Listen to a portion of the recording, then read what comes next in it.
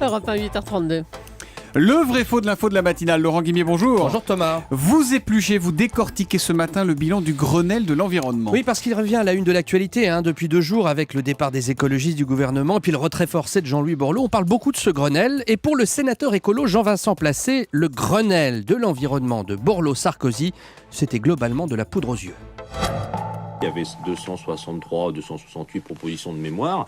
Très peu ont été réalisées, parce que là, pour le coup, le président de la République, après les régionales, Nicolas Sarkozy, vous vous en souvenez, avait dit « Bon, maintenant, l'environnement, ça suffit ».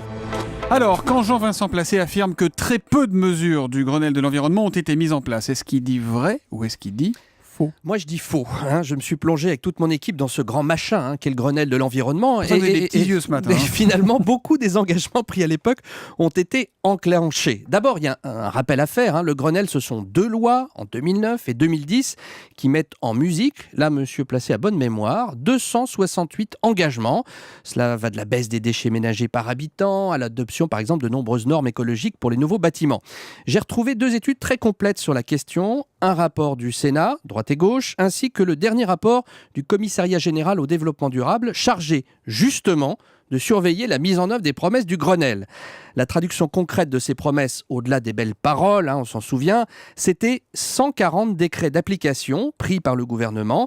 Et bien d'après ce rapport, 86% de ces 140 décrets ont été publiés. On est donc au-dessus du très peu de mesures mises en place dont parle M. Placé. Bon, mais les décrets, c'est bien, mais a-t-on une idée de l'efficacité de ces mesures, Laurent? Alors là, c'est plus compliqué, plus mitigé. Lorsque François Hollande est arrivé à l'Élysée, il a convoqué une grande conférence environnementale à l'automne 2012 qui commençait par un bilan du Grenelle.